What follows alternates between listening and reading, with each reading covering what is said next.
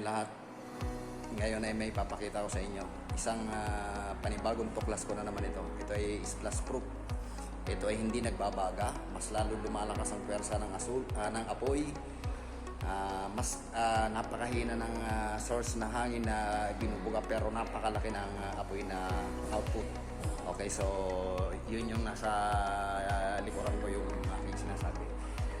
Ito yung bago kong tuklas ngayon. Ang setting niya nasa number 1 lang. Okay, babalik ta rin ko tong camera. Okay, so ito ang performance ng aking bagong splash proof. Ang setting niya napakababa, number 1 lang. Pero ang lakas na ng at ang taas na ng apoy na binibigay niyan. Pagka tinaasan pa natin yan, para nakikita nyo. Kaya itataas, ito, ganito na lang. Ito ang setting niya na nasa number 1, ganyan ang kanya performance. Pipihitin natin ng konti. Ayan, nasa number 2, makita nyo kung gaano kalakas. Meron na kaagad excess na apoy na lumabas sa ating sa ating splash proof sa ilalim. Ayan, ang taas na. Okay, so ilalayo ko para nakikita nyo maigi. Lagyan natin sa maximum para nakikita nyo. Ayan, lumalagablab na.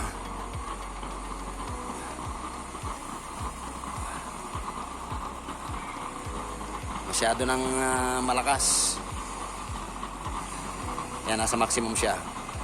Kaya ito ay ano lang, pwede siya sa number 1 lang, okay na eh. Lalagyan natin sa number 1. Okay na, buhay na siya sa number 1 eh. Okay na yung apoy niya. Oh. Number 1 lang yan, malakas na oh. Okay yan ah. Sa number 1, tignan natin yung kulo. Kung anong itsura meron yung kulo. Kukuha lang ako ng tissue. Tignan natin yung kulo. Nakita nyo, napakalakas ang kulo. Bumubulo ako. Ang setting niya yun lang, number 1 lang. Pero ang lakas ng binibirang apoy, mahangin nga lang. Kaya nababali yung apoy natin. Ito ang bago kong tuklas na splash proof. Kung makikita nyo, ang lakas ng bulwak. Sa setting na number 1. Kaya napakalakas ng splash proof na ito. Kung tataasan pa natin, ayan ayan ang bulwak niya. Tataasan natin ng konti ang setting. Konting-konti lang. Ayan, pinihit nyo ng konti. Lumalagablab agad. Lumalampas na sa kaserola yung ating apoy. Lagyan na pa natin sa kalahati. Ayan. Ang dami ng excess na apoy na lumalabas sa ating splash proof. Yun ang kanyang kulong. Mas lalo na kung itotodo natin. Masyado na maingay. Tapos masyado ng maraming apoy na lumalabas sa ating splash proof sa ilalim na nagbabackfire. Kaya okay lang ito sa number 1. Number 1 ang okay na eh. Yan, maski halos hindi na nga natunog ang ating blower. Pero okay ang kanyang performance. Bluish din naman siya at ang kulo malakas din. Yan ang performance niya sa number 1. Ayan o. Napakalakas ang splash proof na ito kasi pagka number 1 walang excess na lumalabas doon sa ating splash proof na ginamit. Ayun. Pero pagka nilagay natin ng konti sa number 2, ayan sa number 2 ayan, dulo na number 2 ay may lumalabas na. Kaya dapat sa number 1 lang siya. Dito lang siya.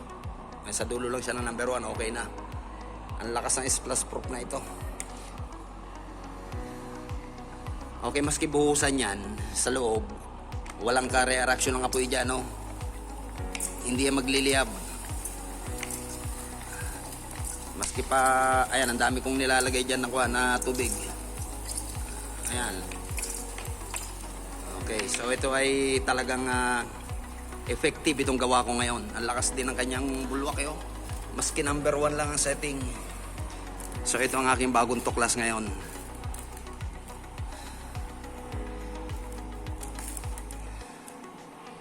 Ang setting niya number 1 lang. Okay, so tatanggalin ko tong ating kaserola. Medyo mainit. plies na gagamitin ko, hindi ko kaya ng kwan. Okay, tignan para makita nyo yung apoy pagka nasa number 1. Ayan ha. Pagka walang splash proof, tignan natin ang kanyang performance. Ayan, hindi ko binabago ang setting.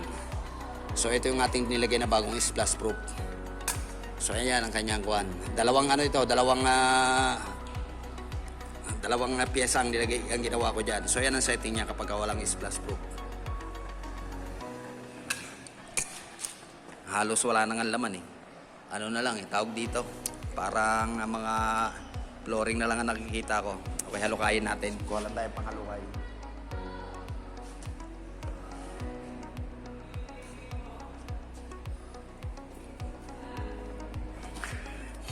Tapos dadagdagan natin ng kaunting langis kasi wala halos flooring na nga lang nakikita. Wala na talaga. Ayan na lang.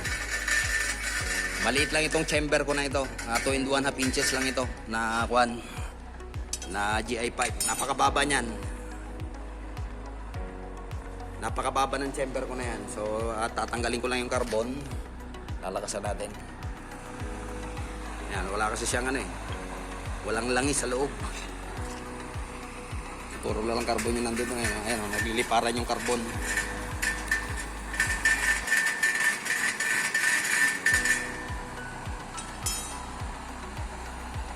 Okay, so hinaan natin ito para malagyan natin ng panibagong langis. Lalagay ko lang sa setting na number 1 ha. Ayan. Number 1. Ayan. Lalagyan lang natin ng konti langis. Okay, so yan ang performance siya kapag bagong lagay na langis. Makakabawi din yan. Kasi malamig yung ating langis na bagong lagay. Ang setting yan, hindi ko binabago. Nasa dulo na number 1 pa rin. Ayun, no? Ang taas ng apoy agad eh. Pagka nag-init na yan, magbo-blue flame na yan. Okay, so lalakasan natin ng kaunti para mabilis siyang minute. Lagyan natin sa kalahati. Okay, so yan ang performance ng aking kalan ngayon. Ayan, nagbo-blue na yan. Pagka nag-init na yung kuhan ng ating langis, saka lang siya magbo-blue. Masyadong malakas ang hangin, no? Nababali yung ating apoy. Tataasan ko pa yung setting para mabilis siyang mag-init.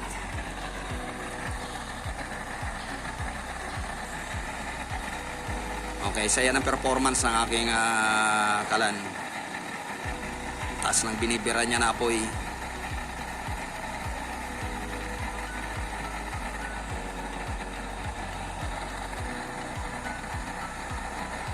Oh. Ito temporary lang ito kasi nilagyan ko ng splash proof. Okay, so hinaan na natin para mailagay natin yung ating splash proof mamaya. O, kung hinaan natin yan, nasa number 1, yan ang performance niya. Malumanay siya ngayon. Pero blue flame na yung kanyang output. Wala na rin ngayong ating blower. So yan ang setting niya. Ayan, nasa dulo ng minimum lang pala. Hindi pa nga pala naabot sa number 1. Ilalagay na sa number 1 yan. Ayan, yan ang number 1. Ganyan ang performance niya kapag ka number 1. So ilalagay na natin yung ating mga splash proof. Kasi dalawang ito eh. Dalawang piyesa. Una muna itong ating pangibabaw na part. Sentro lang natin. Parang wala sentro eh. Ayan, nasa sentro na.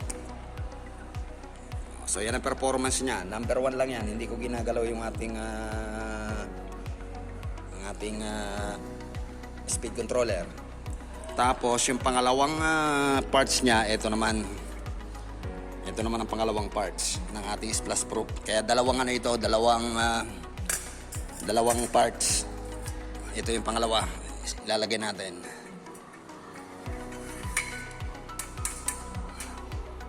Ayan, gagana yan kapag mainit na yung ating chamber. Kasi bagong lagay lang uli na tinanggal natin yan kanina.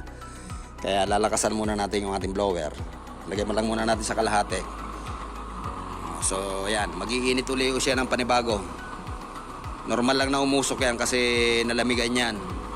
Pag nainitan yan, saka na magpapunction na maayos yan. Yan, naglalabasan na yung mga apoy, oh. Pati sa ilalim, kasi masyado malakas yung ating setting, nasa kalahati. Yan, nagsisimula na mag-function ng ating splash proof, kaya lang masyadong maraming apoy na nasasayang. Kaya lang muna natin na mag-init yan. Nasa kalahati ang setting yan. Ayan, ayan, kulay blue na yung lumalabas, oh.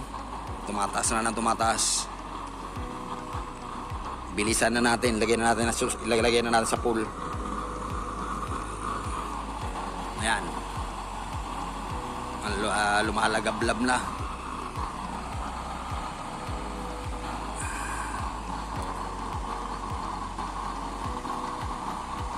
Masyado lang malakas ang hangin, kaya yung apoy tinatangay papunta ron. Okay, so hinaan na natin. Lagyan lang na natin sa number 1. Ayan, nasa minimum.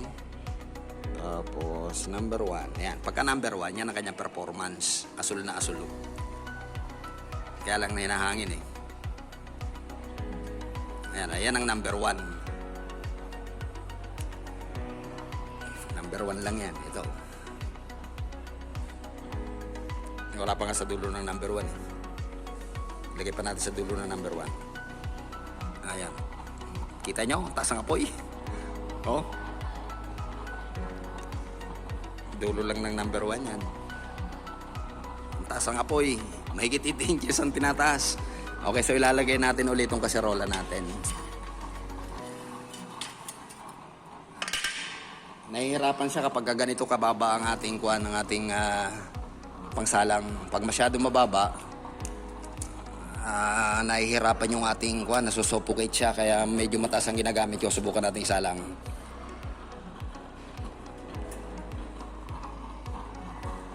Okay din naman.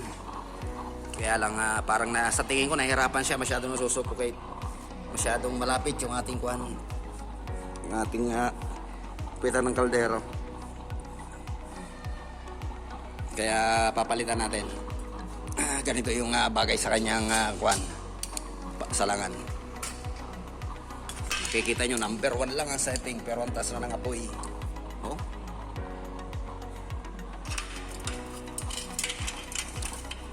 Papalitan natin ng salangan. Ayan, ito ang ideal para sa kanya.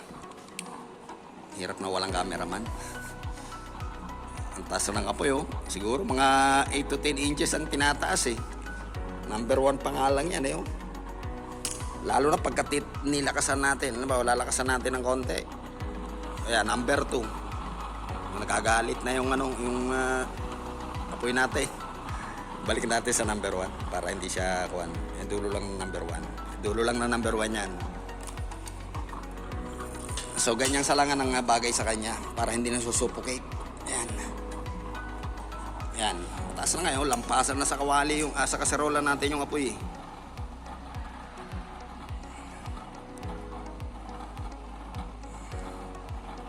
Malakas itong aking splash proof na nagawa ngayon. Ayun, oh. Number 1 lang yan. Dulo lang ng number 1. Tatasan pa natin ng konti. Ilagay natin sa maximum. Makita nyo yung maximum. Ayan, ang dami lumalabas sa apoy sa ilalim. Kaya bagay lang dito. Ano lang talaga, eh.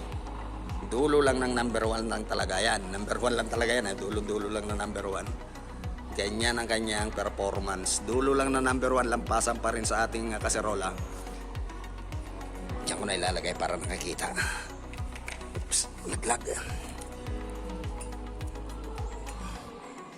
Kagagawa ko lang na ito ngayon. Ayan siya, lalayo tayo. Medyo mainit. So yun ang ating yun ang ating setting. Nasa dulo lang talaga siya ng number 1. Tapos yung apoy natin, malumanay na blue flame. Tapos antayin uli natin yung kulo kasi nalamigan yan. Makikita nyo kahit na ganyan lang kalakas ang puwersa niya, kahit na mahina, ang lakas ang kumulo niyan. Antayin uli natin na kumulo siya. Napakababa ng setting ko rito sa ano na ito. Ng kalan na ito ngayon. Ayan, lampasan talaga.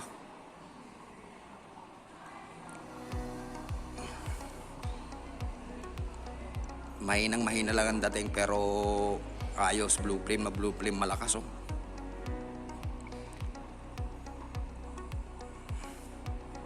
Lalo na pagka nilagay natin niya sa bilisan natin para kumulo. Ilagay natin sa maximum kalan na ito ngayon. Ayan oh, lampasan talaga.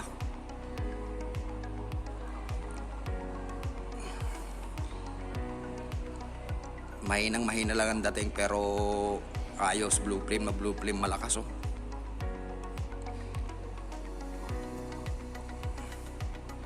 Lalo na pagka nilagay natin niya sa bilisan natin para kumulo. Ilagay natin sa maximum. Oops. Para kumulo. Tapos ibabalik natin sa number 1 para nakita nyo na malakas siya magpakulo.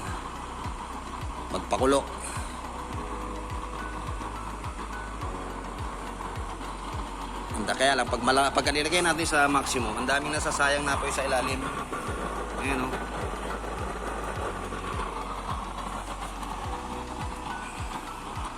Nagbabackfire sa ilalim pag masyadong malakas.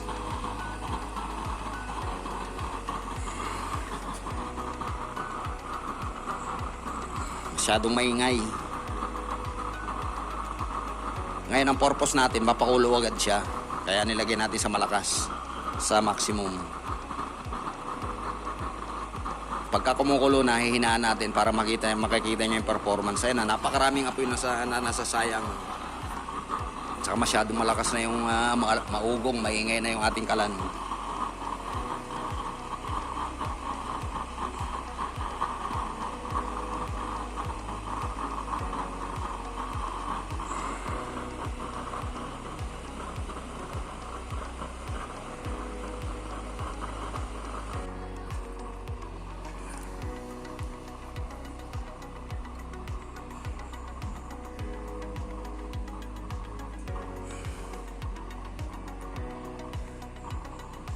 Nag-aalugan na oh.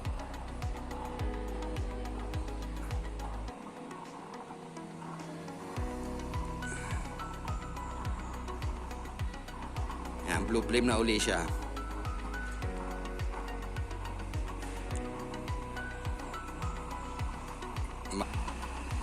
Ayan, nagtatalunan na yung tubig natin. Okay, so bababaan natin ngayon to. Lagay lang natin sa pinakadulo ng 1. Ayan, wala nang tunog yung ating blower. Lagay lang natin sa dulo ng 1. Dulo ng 1. Ayan, dulo ng pinaka minimum. Yan, ang minimum. Pero naikot pa rin yung ating panang konting-konting nga lang. Yan ang pinaka minimum talaga. Wala na talagang sa setting. Yan, oh. Buhay pa rin yung ating apoy. Pwede na sigurong pang-inin yan. Yan. Wala nang kaingay-ingay yung ating blower. Yan, pero konting may umiikot pa rin naman ng konti. Pero buhay pa rin yung ating apoy oh. Ang setting niya ayun, nakalagay sa minimum. Pero aninag pa rin natin ang blue flame. Grabe sa lakas ang ano na ito. Splash proof na ito. Ayun oh, nakalagay lang siya sa minimum. Walang ingay yung ating blower. Pero blue flame pa rin siya. Kung ilalagay natin siya sa number 1, talagang dulong-dulo yan. Ilagay natin sa number 1. Ayan, nagkakaroon na ng kaunting ingay. Kasi simula pa lang ng number 1 yan. Ayan. Ngayon pa lang nag-iingay yung ating blower. Pero yung apoy niya, tignan nyo. Ganyang kalakas. Grabe ang splash proof na ito. Yan, kahit buhusan pa natin yan, kahit mabuhusan pa siya, hindi siya naapektuhan. Okay lang yung reaction na yan kasi syempre mainit yung kaldero natin at saka mainit yung ating ang ating mga bakal na nandiyan dyan. Kaya ganyan lang yung ano yan. Pero nakikita nyo pumapasok yung apoy sa loob ngayon oh. Pero walang reaksyon. Grabe itong splash proof na ito.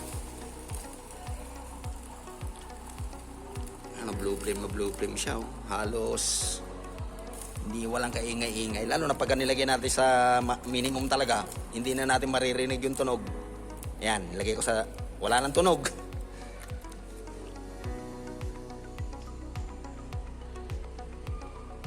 Pero buhay pa rin yung ating apoy. Ayan o. Buhay pa rin siya. Wala nang katunog-tunog yan, pero buhay pa rin siya.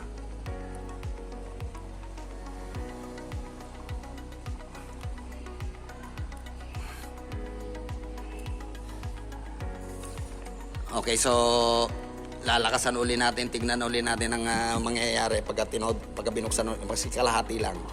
Yan, pagkakalahati, yan ang kanyang performance. Napakaingay na, tapos ang dami lumabas sa ilalim na apoy. Yan o. Kaya bagay lang talaga sa kanya, sa ano lang talaga eh. Diyan. Okay, so sana may ma-invento ulit akong panibagong gadget para sa ating mga sa ating mga kalan na ito. Grabe oh. Simula lang ng number 1. Ang lakas ng apoy natin. Okay, so hanggang dito na lamang muna uli. Maraming salamat sa pagsama. Until then.